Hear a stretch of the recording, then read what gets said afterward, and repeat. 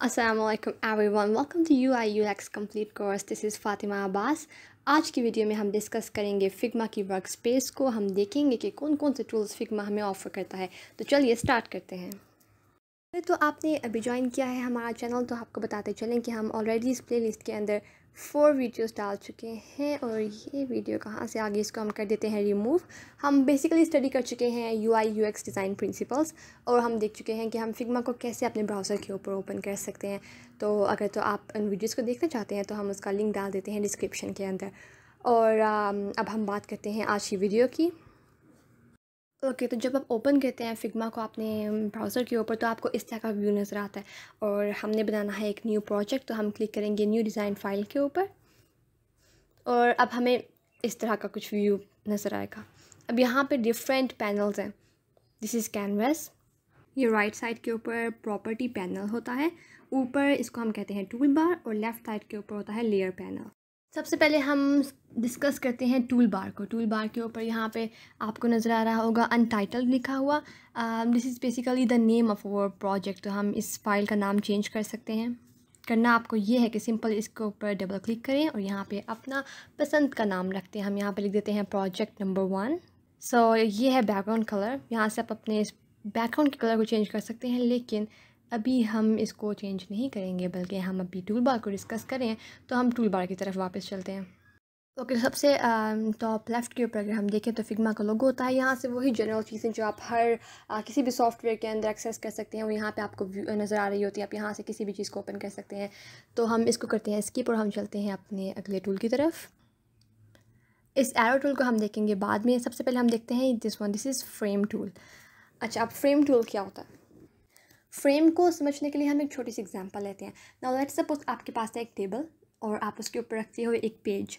आपने ड्राइंग करनी है, आपने एक ट्री बनाना है। अगर आप एक ट्री बनाते हो उस पेज के ऊपर, तो जब एंड पे आप उस पेज को कहीं और आप लेट्स सपोज वॉल के ऊपर लगाना चाहते हो, जब आप उसको वॉल के ऊपर लगाओगे तो आपको वो ट्री नज़र आएगा, राइट, उस पेज के ऊपर। लेकिन अगर आप कुछ ड्रॉ करते हो अपने टेबल के ऊपर, लेट्स सपोज आपने सन ड्रॉ कर दिया अपने टेबल के ऊपर, तो जब आप एंड पे उस पेज को लगाओगे ऐसा फ्रेम अपनी वॉल के ऊपर, तो आपको वो सन तो शो नहीं होगा। तो यही होता है यहाँ पे कि आप एक पेज रख देते हो जिसके ऊपर आपने ड्रॉ करना होता है, तो उस पेज को हम यहाँ पे कहते हैं फ्रेम। आप मल्टीपल पेजेस भी रख सकते हो, आप एक पेज पे रख सकते हो। जो लोग पहले इलस्ट्रेटर या फ़ोटोशॉप यूज़ कर चुके हैं उनको ऑलरेडी इस चीज़ का मालूम होगा। वहाँ पे हम इसको कहते हैं आर्ट बोर्ड्स या कैनवास, तो यहाँ पे हम इसको कहते हैं फ्रेम। अच्छा, अब पेज बनाने के लिए हम अपनी मर्ज़ी की साइज़, अपनी मर्ज़ी का विड्थ रख सकते हैं। तो अगर तो मैं इसको यहाँ पे क्लिक करके ड्रैग करूँगी तो आप अपनी मर्ज़ी का कोई भी डायमेंशंस का आप एक पेज बना सकते हो। लेकिन क्योंकि हमने यहाँ पे बेसिकली बनाना क्या होता है कि हम यहाँ पे UI स्क्रीन्स बनाना चाहते हैं, राइट। हम डिफरेंट स्क्रीन्स बनाना चाहते हैं डिफरेंट डिवाइसेस के लिए। तो हमारे पास यहाँ पे अगर हम राइट साइड पे देखें तो जब हम फ्रेम टूल को क्लिक करते हैं तो राइट साइड के ऊपर आपको कुछ इस तरह की चीज़ें नज़र आना शुरू हो जाती हैं। This is basically property panel. तो आप जिस टूल को भी सिलेक्ट करोगे, प्रॉपर्टी पैनल के ऊपर आपको उस टूल की प्रॉपर्टीज़ नज़र आना शुरू हो जाएंगी। तो जब मैंने फ्रेम को क्लिक किया तो यहाँ पे वो मुझे डिफरेंट चीज़ें बता रहा है मेरी हेल्प करने के लिए कि अगर आपको फ़ोन चाहिए तो हमारे पास यही फ़ोन के साइज़ से आप इसमें से किसी को भी क्लिक करोगे ना। लेट्स सपोज़ मैंने iPhone 13 Pro Max को क्लिक किया है तो मेरे पास यहाँ पे उसके साइज़ का, उसकी स्क्रीन के साइज़ का एक पेज जो है, एक फ्रेम जो है वो बन गया है ऑटोमेटिकली। और इसी तरह लेट्स सपोज़ कि मुझे एक डेस्कटॉप का भी फ्रेम चाहिए, तो मैं यहाँ पे डेस्कटॉप पर क्लिक करूँगी, मुझे अगेन डिफरेंट ऑप्शंस नज़र आएंगे और मैं यहाँ पे सेलेक्ट कर लेती हूँ मैकबुक प्रो 16 इंचज़ को, और यहाँ पे मेरे पास उसकी स्क्रीन के साइज़ के मुताबिक एक और पेज बन गया है। अब मैं जिसको भी सिलेक्ट करूँगी, जिस फ्रेम को भी सिलेक्ट करूँगी वो मेरे पास सिलेक्ट हो जाएगा। अच्छा, अब हम अगले टूल की बात करते हैं। अब हम देखते हैं हमारे पास क्या होता है, शेप टूल। इस शेप टूल के अंदर हमारे पास डिफरेंट शेप्स आपको नज़र आ रही होंगी। हम सबसे पहले रेक्टेंगल बनाते हैं। हमने रेक्टेंगल को सिलेक्ट किया। हमने जब ऐसे आपने क्लिक करके ड्रैग करना है तो आपको वो उसकी प्रॉपर एकदम डायमेंशंस जो हैं वो एग्जैक्टली सेम नहीं होंगे, लेकिन अगर आप शिफ्ट को प्रेस करके उसे ड्रैग करोगे तो एक परफेक्ट स्क्वायर आपके पास ड्रा होगा। इसी तरह अगर आप लाइन को क्लिक करके ड्रैग करते हो तो वो किसी भी तरह की टेढ़ी मेढ़ी बन सकती है, लेकिन अगर आप स्ट्रेट लाइन डालना चाहते हो तो आप शिफ्ट प्रेस करके ड्रा करोगे तो एग्जैक्ट स्ट्रेट लाइन ही ड्रा होगी। इसी तरह ये आप एरो ड्रा कर सकते हो, आप एलिप्स ड्रा कर सकते हो। एंड अगेन अगर आपको एक परफेक्ट सर्कल चाहिए तो आप शिफ्ट प्रेस करके उसको ड्रॉ करोगे तो वो एक परफेक्ट सर्कल बनेगा। इसी तरह आप पॉलीगॉन बना सकते हो, आप स्टार टूल बना सकते हो। सो this is basically shape tools. और अगर आप शेप टूल के एंड पे देखें तो आपके पास एक और ऑप्शन भी है, दैट इज़ प्लेस इमेज। तो आप इसको क्लिक करोगे तो आप कोई भी इमेज जो आप प्लेस करना चाहते हो आप उसे सिंपल क्लिक करोगे, आप उसको कहीं पे भी ड्रैग एंड ड्रॉप कर सकते हो। आप उसको जिस तरह हम फ्रेम को ड्रॉ करते हैं हम वैसे भी ड्रॉ कर सकते हैं, लेकिन अगेन अगर आपको उसकी डायमेंशंस को आपको बिल्कुल वैसे डायमेंशंस ही चाहिए तो आप शिफ्ट प्रेस करके आप उसको पेस्ट करोगे तो वो बिल्कुल अच्छे तरीके से पेस्ट हो जाएगी। अच्छा, मैं यहाँ पे आपको एक और चीज़ दिखाती हूँ कि यहाँ पे अभी जितनी भी मैंने शेप्स बनाई हैं ये सारी किस चीज़ के अंदर शो हो रही हैं, मैकबुक प्रो के अंदर, राइट। जो उसका फ्रेम था ये सारी चीज़ें उसके अंदर शो हो रही हैं, लेकिन ये जो इमेज है ये बाहर चली गई है। तो अगर मैं इस इमेज को इसके अंदर रखना चाहती हूँ तो मैं इसको ड्रैग करके अंदर ले आऊँगी। तो अब जब मैं ये देखेंगे यहाँ पे साइड पे लेके जा रही हूँ तो वो कुछ देर तक अंदर रहने की कोशिश करेगी और जो बाकी कंटेंट है वो क्लिप हो रहा है वो मुझे नज़र नहीं आ रहा, राइट। तो अगर तो मैं इसको कंप्लीट ड्रैग करके राइट साइड पे ले जाऊँगी तो एक पॉइंट आएगा कि वो बाहर ही चली जाएगी उस फ्रेम से। तो अगर मैं उसको वापस अंदर लेके आना चाहती हूँ तो मैं सिंपल उसे सेलेक्ट करके उसको उसके अंदर ड्रैग कर दूँगी तो वो उसके अंदर चली जाएगी। सो this is basically MacBook pro जिसके अंदर ये सारे एलिमेंट्स हैं। अब हम चलते हैं अपने नेक्स्ट टूल की तरफ, that is pen tool. Pen tool से बेसिकली अगर आप कोई अपनी पसंद की शेप बनाना चाहते हो जो थोड़ी कर्वी होगी आप वो बना सकते हो। किसी भी तरह की ड्राइंग आप करना चाहते हो तो आप पेन टूल से ड्रॉ कर सकते हो। आपने सिंपल सेलेक्ट करना होता है एक पॉइंट को, फिर आपने एक और पॉइंट के ऊपर सेलेक्ट करके उसे ड्रैग करते रहना है जब तक कि आपकी जो पसंद की कर्व है वो बन जाएगी, तो फिर आप उसको छोड़ दोगे।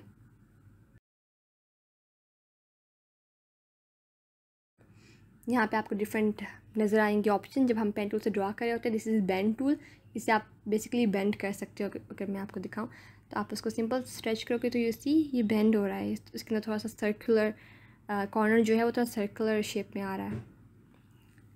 This is it. This is paint bucket tool. अगर आप इसके अंदर कलर करना चाहते हो तो जो भी कलर सेलेक्टेड था वो इसके अंदर हो जाएगा और फिर आप डन करोगे तो वो शेप जो है वो आपके पास कंप्लीट होके बन के आ जाएगी। अच्छा, अब हम कुछ और शेप्स बना लेते हैं पेन टूल से। हम एक ट्रायंगल बना लेते हैं, हम इसी तरह एक हार्ट बना लेते हैं। सिंपल आपने क्लिक करना है डिफरेंट पॉइंट्स के ऊपर लाइक दिस। और अगर आप इसको प्रॉपर एक हार्ट की शेप देना चाहते हो तो आप बेंड टूल से आप इसको इसकी जो कॉर्नर्स हैं आप उनको बेंड करके आप एक परफेक्ट सर्कल भी ड्रॉ कर सकते हो। अगर मैं डन करूँ तो आपको नज़र आएगा कि अब ऐसा क्यों हो रहा है, क्योंकि हमने एक ही दफ़ा ड्रॉ किए दोनों चीज़ें तो ये एक ही ऑब्जेक्ट बन गया, लेकिन मुझे तो हार्ट सेपरेट चाहिए।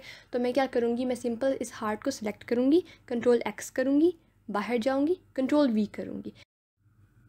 क्योंकि जब आप पेन टूल से कुछ ड्रॉ करने लगते हो तो आपको ऊपर शो होगा कि वो एक अपने ही पैनल के अंदर चला जाता है, राइट। आपको जो ऊपर है वो सिर्फ 3 प्रॉपर्टीज़ शो हो रही है और आपको एक डन का बटन नज़र आ रहा है। तो जब आप इसके अंदर कुछ भी बनाओगे तो वो उन सब चीज़ों को एक ही चीज़ कंसीडर करेगा। मतलब अभी मैं डिफरेंट शेप्स बनाऊँ और फिर मैं डन पे क्लिक करूँ तो मैंने जितना भी कुछ बनाया होगा वो उसको एक ही चीज़ कंसीडर करेगा। तो अगर मुझे उसमें से कुछ चीज़ वापस चाहिए तो मैं वापस उसके अंदर जाके मैं उस चीज़ को सिलेक्ट करके कंट्रोल एक्स करूँगी। कंट्रोल एक्स बेसिकली होता है उस चीज़ को कट करना, मैं उसे कट करूँगी, फिर मैं वापस बाहर जाके कंट्रोल वी करूँगी तो वो पेस्ट हो जाएगा और वो एक अलग ऑब्जेक्ट के तौर पे ट्रीट होगा। So this was pen tool. अब हम आते हैं जो हम एरो को काफ़ी देर से यूज़ कर रहे हैं बेसिकली, तो वो होता है मूव टूल। आप इसकी मदद से किसी भी चीज़ को सिलेक्ट कर सकते हो, आप इसको मूव कर सकते हो। तो यूँ सी मैंने किसी भी चीज़ को मूव करना है और सिर्फ मैं इन शेप्स को नहीं बल्कि मैं अपने फ्रेम को भी मूव कर सकती हूँ। मैं सिंपल इस फ्रेम को सिलेक्ट करूँगी और मैं इसको ड्रैग करके आगे पीछे मूव भी कर सकती हूँ। This is basically the use case of this tool. Move के बाद आपको एक स्केल का टूल भी शो होगा। स्केल बेसिकली क्या होता है, अगर मैं इसको छोटा या बड़ा करना चाहती हूँ और मैं चाहती हूँ उसकी शेप डिस्टॉर्ट ना हो तो फिर मैं स्केल टूल यूज़ करूँगी। अभी आप देखें मैं इसको छोटा बड़ा कर रही हूँ तो वो अपने डायमेंशंस को मेंटेन कर रख रहा है। किसी भी चीज़ को अगर मैं छोटा या बड़ा करना चाहती हूँ तो मैं स्केल टूल की मदद से करूँगी तो उसकी शेप जो है वो ख़राब नहीं होगी। लेकिन अगर आप मूव टूल की हेल्प से करना चाहते हो तो आप देख रहे हो आप उसकी शेप जो है वो ख़राब हो सकती है। तो अगर आपने कभी भी किसी चीज़ को छोटा या बड़ा करना है तो आप क्या करोगे, आप स्केल टूल यूज़ करोगे। इसको भी थोड़ा कर्व करके एक प्रॉपर हार्ट बना लेते हैं। तो अब मुझे क्या करना है, इसको पेन टूल की मदद से थोड़ा सा कर्व करना है ताकि ये एक परफेक्ट सर्कल बन जाए। वैसे इसके अंदर एक ये चीज़ भी है कि अगर आप इलस्ट्रेटर यूज़ करना जानते हो, आपका हाथ बैठा हुआ इलस्ट्रेटर के ऊपर या फ़ोटोशॉप के ऊपर, तो बजाय इसके कि आप फिग्मा के ऊपर आके पेन टूल की मदद से आप कुछ ड्रा करें, आप उन प्लेटफॉर्म्स के ऊपर ड्रा करके यहाँ पे सिंपल इंपोर्ट कर सकते हैं। अच्छा, आपको ये चीज़ नज़र आई, जब मैं इसको ड्रैग करके आगे पीछे करती हूँ तो मुझे पूरा प्रॉपर वो शो करता है कि जब मैं उसके अंदर इक्वल स्पेसेस आ जाती हैं तो मुझे एक छोटी सी रेड कलर की लाइन से शो करता है कि अभी जो इनके दरमियान स्पेसेस हैं वो इक्वल हैं। ये काफ़ी यूज़फुल होती है इस तरह की चीज़ों के। जिस तरह हम यूआई एंड के ऊपर हम यूआई डिज़ाइन बनाएंगे तो हमें एक प्रॉपर चाहिए होता है कि प्रॉपर स्पेसिंग हो, हर चीज़ एक प्रॉपरली प्लेस हो। तो ये जो आपके पास यहाँ पे प्रॉपर्टीज़ शो होती हैं, जो आपके पास गाइड्स शो होती हैं, ये काफ़ी हेल्पफुल होती हैं और ये आपको हर सॉफ्टवेयर के ऊपर नहीं मिलती। अच्छा, जब हम चलते हैं अपने नेक्स्ट टूल की तरफ, यहाँ पे आप क्लिक करोगे तो आपको डिफरेंट चीज़ें नजर आएंगी, कंपोनेंट्स, विजेट्स, प्लगइन्स। हम फिलहाल प्लगइन्स को देखते हैं। प्लगइन्स बेसिकली क्या होता है, जस्ट लाइक टेम्पलेट्स, कि अगर हमने कोई पोस्टर बनाना है तो हम क्या करेंगे कि हम ऑनलाइन वेबसाइट्स के ऊपर जाकर, जिस तरह फ्री पिक होता है, आप उसे क्लिक करते हो तो आपको ऑटोमेटिकली कुछ वो मिल जाते हैं, टेम्पलेट्स मिल जाते हैं, फिर आप उसके अंदर एडिट करते हो और वो आपका अपना पोस्टर बन जाता है। तो इस तरह क्या होता है, प्लगइन्स कोई और बंदा काम करता है, कोई और बंदा मेहनत करता है और हम उसको सिंपल यूज़ कर सकते हैं। इसके एग्जांपल लेने के लिए हम ये करते हैं कि हम लेट्स सपोज एक बटन बनाना चाहते हैं, तो बजाय इसके कि हम पूरा बटन खुद डिज़ाइन करें, मैं यहाँ पे सर्च करती हूँ बटन और मैं एक न्यू बनाती हूँ। जो पहले शो हुए थे वो मैंने ऑलरेडी इंस्टॉल किए हुए हैं इसलिए शो हो रहे थे। मैं यहाँ पे इसको सिंपल रन करूँगी और अभी कुछ देर में वो आ जाएगा। यहाँ पे आ गया, मैं इसमें सेलेक्ट करती हूँ जो भी बटन मुझको चाहिए और जो ऑलरेडी सिलेक्ट है, या फिर हम ये वाला बना लेते हैं। हम इसको क्रिएट बटन करेंगे तो वो बन जाएगा, लेकिन ये कुछ एरर आ रहा है यहाँ पे। इसको हम देख लेते हैं कि ये क्यों आ रहा है। अच्छा, तो हम एक चीज़ ट्राई करते हैं। हम यहाँ पे फिग्मा के ऊपर जाके हम यहाँ से प्लगइन वो वाला ट्राई करने की कोशिश करते हैं। ओके, वो यहाँ पे भी नज़र नहीं आ रहा, तो इसको सॉर्ट आउट करने का एक और तरीका भी है। हम इसको बंद करते हैं, हम जाते हैं यहाँ पे प्लगइन्स के ऊपर जाते हैं और यहाँ पे फाइंड मोर प्लगइन्स पे क्लिक करते हैं। अच्छा, यहाँ पे आके फिर मैं फ्रॉम कम्युनिटी को क्लिक करूँगी। इसको अलग टैब में ओपन करते हैं और यहाँ पे बेसिकली जितने भी प्लगइन्स हैं वो यहाँ से आप इजीली डाउनलोड और इंस्टॉल कर सकते हो। यहाँ पे हम सर्च करते हैं बटन को। अब I don't know, may be उस प्लगइन के अंदर कोई इशू है। हम बटन जनरेटर को ट्राई आउट कर लेते हैं।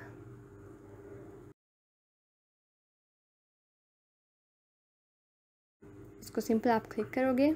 अच्छा, यहाँ पे मुझे बता रहा है साइड प्रॉपर्टीज़ जनरेट करें, मैं क्लिक करती हूँ और जनरेट हो रहा है यहाँ पे। अच्छा, अब मुझे यहाँ पे तो शो है, लेकिन मुझे अपने प्रोजेक्ट के अंदर ओपन करना है, तो मैं यहाँ पे जाती हूँ और बटन जनरेटर यहाँ पे इसको मैं रन करती हूँ। यहाँ पे मैं सब कुछ वैसे रन देती हूँ, create button, yes it is working. तो मे बी उस प्लगइन के अंदर कोई इशू है।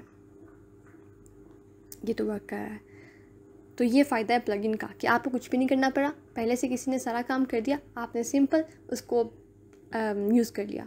ये हैंड टूल है, हैंड टूल से आप डिफरेंट आप उसका व्यू मूव करना चाहते हो, आप वो कर सकते हो। फिर ये कमेंट टूल है, आप यहाँ पे कोई भी कमेंट करना चाहते हो आप कमेंट कर सकते हो। हम इसको पेन टूल कमेंट करना चाहते हैं, हम यहाँ पे पेन टूल कमेंट कर लेते हैं। तो दिस वाज पेन टूल। ये सारे टूल्स हमने डिस्कस कर लिए टूल बार के अंदर। अच्छा, ये जो चीज़ें हैं इनको हम एंड पे डिस्कस करेंगे। This is basically present. Present ये होता है कि जो भी चीज़ आपने ड्रा की है आप उसको एंड पे देखना भी तो चाहते हो, तो ये वो देखने के लिए होता है। अच्छा जी, अब हम डिस्कस करने लगे हैं अपना प्रॉपर्टी पैनल को। प्रॉपर्टी पैनल को डिस्कस करने के लिए हम एक स्क्वायर ड्रा कर लेते हैं। अब हम इस वाले फ्रेम की तरफ आ जाते हैं जो हमने आईफोन का बनाया था। यहाँ पे मैं एक स्क्वायर जो है ना वो बना लेती हूँ। अच्छा, एक चीज़ तो रह गई, टेक्स्ट तो रह ही गया। टेक्स्ट को भी डिस्कस कर लेते हैं। टेक्स्ट के अंदर आपने सिंपल टेक्स्ट, अच्छा आप टेक्स्ट को दो तरीके से यूज़ कर सकते हो। अगर तो आप क्लिक करके ड्रैग करोगे ना तो आपको एक स्पेस दे देगा कि इसके अंदर ड्रा करो, लेकिन अगर आप सिंपल टेक्स्ट को क्लिक करके यहाँ पे कहीं भी क्लिक करते हो तो वो उतना ही बनाएगा जितना आप लिख रहे हो, उतना ही देखिए उसके साथ साथ स्पेस क्रिएट ऑटोमेटिकली होती जा रही है। तो ये दो तरीके हैं, इसकी अपनी प्रॉपर्टीज़ होती हैं जिसको हम जब टेक्स्ट टूल के ऊपर एक अलग वीडियो बनाएंगे तो हम उसके अंदर इसको डिटेल से डिस्कस करेंगे। अच्छा जी, अब हम आते हैं अपने प्रॉपर्टी पैनल के लिए। हम यहाँ पे स्क्वायर को लॉक कर लेते हैं क्योंकि अब हम प्रॉपर्टी पैनल्स को देखने लगे हैं। तो मैंने आपको पहले बताया था कि जब भी आप कोई भी टूल सेलेक्ट करते हो तो जो उसकी सारी प्रॉपर्टीज़ हैं वो आपको प्रॉपर्टी पैनल के अंदर शो होने लग जाती हैं। तो मैं यहाँ पे इन दोनों को साइड पे कर देती हूँ ताकि जो हमारा व्यू है वो सिर्फ उसके ऊपर रहे, और ये सारी चीज़ें जो इसके अंदर नहीं प्लेस हुई थी मैं इसको इस फ्रेम के अंदर कर देती हूँ। और ये हो गया फ्रेम 1 जो हमने खुद से बनाया था। इसको हम यहाँ से टॉगल करके ना इनविजिबल भी कर सकते हैं, लेकिन फ़िलहाल हम आते हैं अपने स्क्वायर की प्रॉपर्टीज़ के ऊपर। मैंने इसे सिलेक्ट किया। ये बेसिकली होता है अलाइनमेंट। आप इसको अपने जो फ्रेम है उसके मुताबिक कहीं पे भी अलाइन कर सकते हो। मैं टॉप पे चाहती हूँ, ये टॉप पे चला गया, सेंटर पे भी आ सकता है, बॉटम में भी आ सकता है। ये डिफरेंट प्रॉपर्टीज़ हैं, आप इसको खुद से भी फर्दर एक्सपेरिमेंट कर सकते हैं।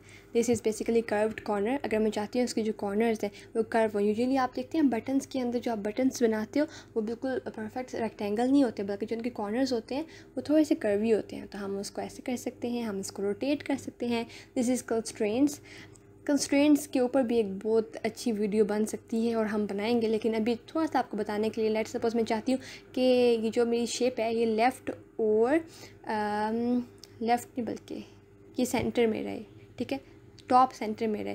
तो अब जब मैं इस फ्रेम मैं थोड़ा सा जूम आउट कर लेती हूँ। अब जब मैं इस फ्रेम को आगे पीछे कर रही हूँ तो वो सेंटर के अंदर ही रह रही है, यू सी। और यूसी ये ख़त्म हो रहा है क्योंकि मैं क्लिप कंटेंट किया, और जब मैं क्लिप कंटेंट ख़त्म करूँगी तो फिर वो मुझे पूरी शेप नज़र आने लग जाएगी।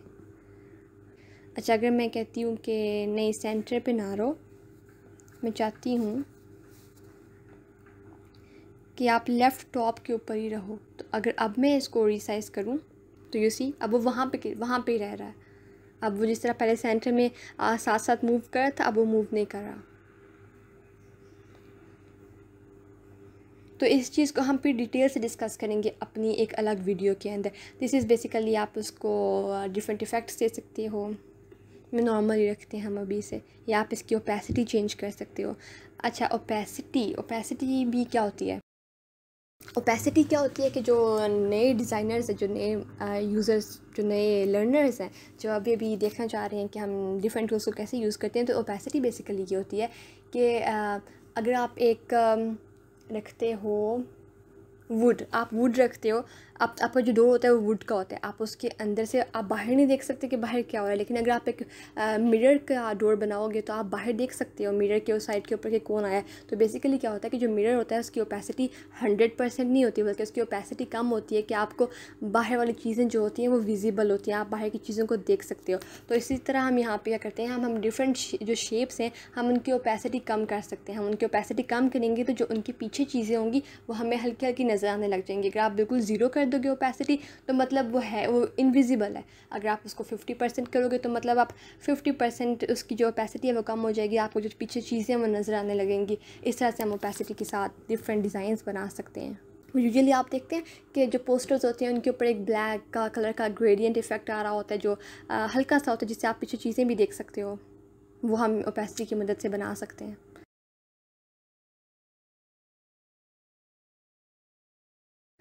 इस तरह हम यहाँ फिल से कलर चेंज कर सकते हैं।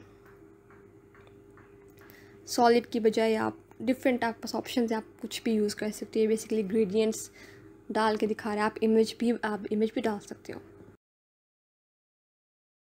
अच्छा जी, फिर आता है स्ट्रोक बेसिकली क्या होता है, आउटलाइन। जिस तरह हाँ जो छोटे बच्चे होते हैं वो पहले ड्रॉ करते हैं फिर अंदर कलर्स करते हैं ना, वैसे आप बाहर एक वो भी बना सकते हो, स्ट्रोक भी बना सकते हो। स्ट्रोक की भी डिफरेंट टाइप्स होती हैं। अगर आप स्ट्रोक को आउटसाइड रखोगे तो शेप के आउटसाइड पे वो स्ट्रोक होगा, अगर आप इनसाइड करोगे तो इस शेप के अंदर बनेगा। अगर आप सेंटर में करते हो तो आपको पता है ये शेप है, और शेप के सेंटर के अंदर मतलब जो शेप की लाइन है ना उसके सेंटर के अंदर आपके पास एक जो है वो ड्रॉ हो रहा है। आप इसका स्ट्रोक का वेट भी ज़्यादा कम कर सकते हो। फिर आप इफेक्ट्स के अंदर आप शेडो कर सकते हो, तो उससे शेडो भी आप अगर चाहते हो ना देखना तो आप वो भी कर सकते हो। ये इनविजिबल होता है कि अगर मुझे नहीं देखना। अच्छा, ये आप प्रॉपर्टी से मैं थोड़ा ज़्यादा करती हूँ क्योंकि वो नज़र तो आ नहीं रहा बिल्कुल, तो मैं सेपरेट थोड़ा बढ़ाती हूँ, लेकिन ये शेडो तो नहीं लग रहा राइट, क्योंकि ब्लर ही कम है तो मैं ब्लर को ज़्यादा कर देती हूँ।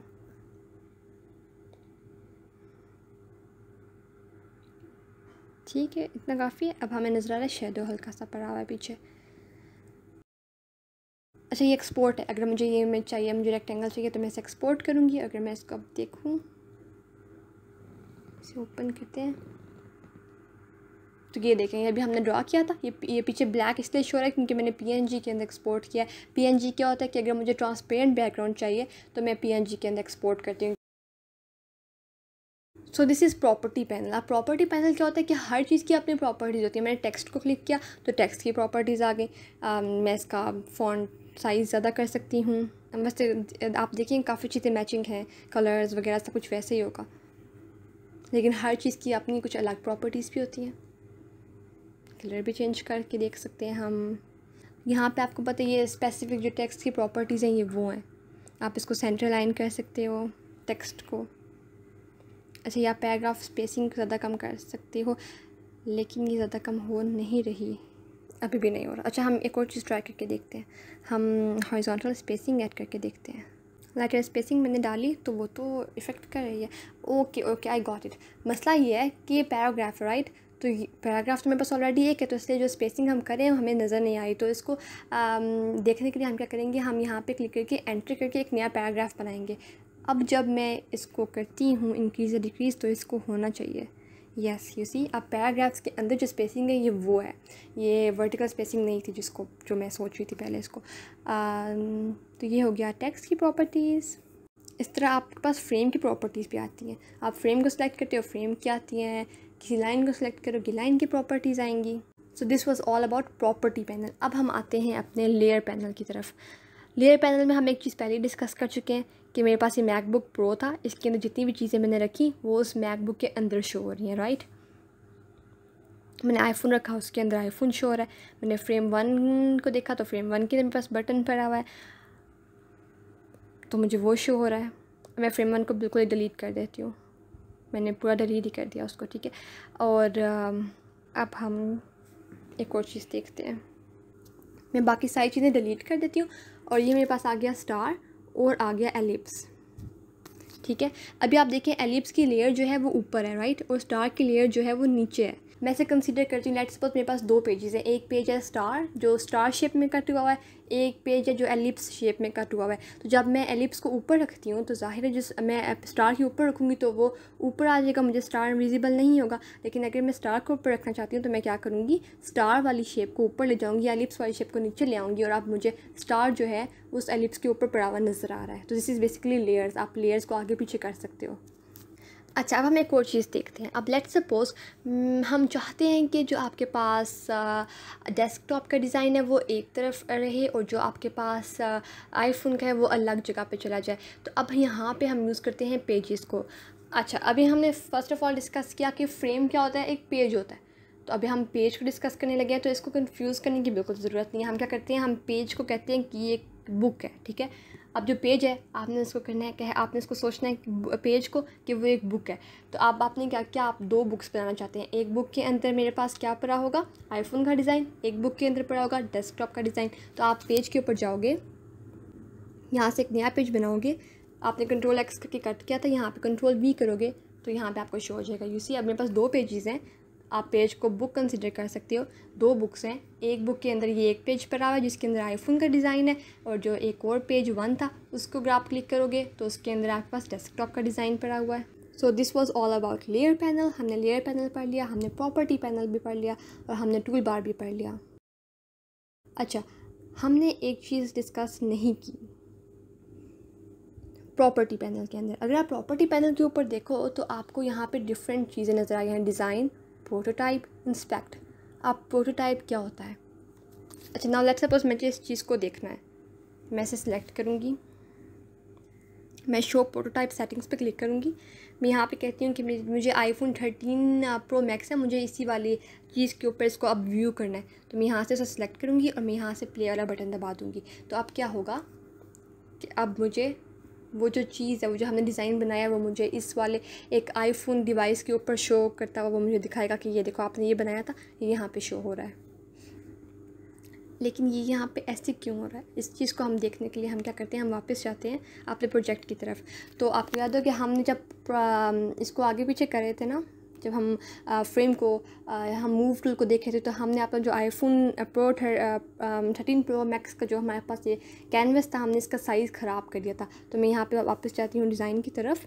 मैं यहाँ पे फ्रेम को सेलेक्ट करके उस वाले फ्रेम का साइज़ रख देती हूँ और मैं इस शेप को सेलेक्ट करके इसे सेंटर में कर देती हूँ। अगर अब ये मेरे पास परफेक्ट साइज़ है उसी स्क्रीन का, अब जब मैं इसको दोबारा से प्ले करूँगी या प्ले नहीं भी करूँगी तो वो ऑटोमेटिकली आपको यहाँ पे शो होगा। मतलब ज़रूरी नहीं है हर दफ़ा आपने इसको बंद करके प्ले करना है। आप यहाँ पे कोई भी चेंजिंग करोगे, नाउ लेट्स सपोज मैंने एक ये एलिप्स प्लेस किया है तो मुझे यहाँ पे ऑटोमेटिकली शो हो जाएगा।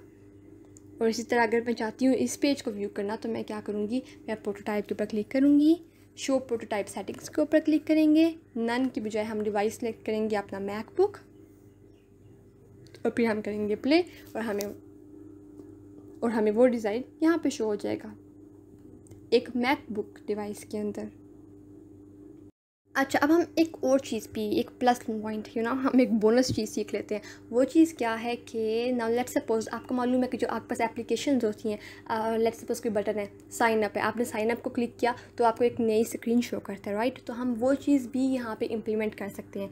अब मैं करती ये हूँ कि हम जाते हैं अपने फ़ोन की डिज़ाइन के ऊपर, जब हम आल्ट प्रेस करके ड्रैग करते हैं ना तो वो चीज़ जो है उसकी कॉपी बन जाती है। जब मैंने फ्रेम सेलेक्ट किया हुआ था तो मैंने जब फ्रेम को आल्ट प्रेस करके ड्रैग किया तो मेरे पास एक नया फ्रेम बन गया, राइट। अब मैं यहाँ पे जाके इसका कलर जो है वो चेंज कर देती हूँ, येलो कर देते हैं। अच्छा, अगर अभी मैं देखूँगी इसको तो मेरे पास सिर्फ वही पेज शो हो रहा है। क्यों? क्योंकि हमने उसको नहीं पता कि मुझे कहाँ पर जाना है आगे, राइट। तो मुझे वो करने के लिए कुछ करना पड़ेगा। मैं क्या करूँगी कि मैं प्रोटोटाइप के ऊपर जाऊँगी और प्रोटोटाइप के ऊपर जाकर जब मैं अपना फ्रेम 1 सेलेक्ट करूँगी तो आपको यहाँ पे एक पॉइंट्स नज़र आ रहे होंगे, प्लस पॉइंट्स, यू सी। अब मैं इसको लेके जाके यहाँ पे ड्रैग कर दूँगी और यहाँ पे मेरे पास एक छोटा सा स्क्रीन भी नज़र आता है और वहाँ पे सिलेक्ट हुआ है ऑन टैप। तो अब मैं अपनी वापस चाहती हूँ अपना जो मुझे वहाँ पे डिवाइस शो हो रही है, अगर मैं उसके ऊपर टैप करूँगी तो मुझे नेक्स्ट पेज के ऊपर लेके जाएगा। और अब मुझे नीचे एरोज़ भी शो हो रहे हैं, अगर मैं उस एरो को क्लिक करती हूँ तो वो मुझे नेक्स्ट फ्रेम के ऊपर लेके चला जाता है। So this is prototyping, you see. आप असल डिज़ाइंस बना सकते हो, पूरा एक यूज़र को ये फील दे सकते हो कि जैसे आपने एक पूरी एप्लीकेशन डेवलप कर लिया, आप बटन करते हो तो वो इंटरेक्ट करता है, इंटरेक्टिव स्पेस आप बनाते हो। और अगर हम एक और चीज़ देखें यहाँ पे तो वो है इंस्पेक्ट बेसिकली क्या होता है, वो होता है डेवलपर्स के लिए कि आप बेसिकली आप यूआई डिज़ाइन बनाते हो। तो जो यूआई यूएक्स डिज़ाइनर्स होते हैं वो तो सिर्फ डिज़ाइन बनाते हैं, जो उस चीज़ को डेवलप करता है वो डेवलपर्स करते हैं। तो जो हम एक प्रोजेक्ट को शेयर करेंगे अपने डेवलपर के साथ तो वो जाएगा इंस्पेक्ट के अंदर और जब वो किसी भी चीज़ को क्लिक करेगा तो उस शेप की सारी प्रॉपर्टीज़ जो हैं वो उसको वहाँ पे शो हो जाएंगी। आप उसे कोड भी एक्सपोर्ट कर सकते हो।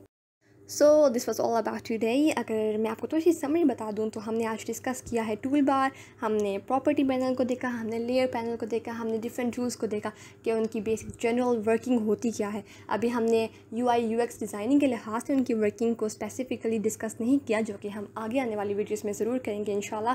तो अगर आपको पसंद आई है वीडियो तो आप ज़रूर कीजिए लाइक, हमारे चैनल को करें सब्सक्राइब और इस वीडियो को करें शेयर। आपसे मुलाकात होती है नेक्स्ट वीडियो में। टिल देन अल्लाह हाफिज़, स्टे ब्लेस्ड, कीप स्माइलिंग।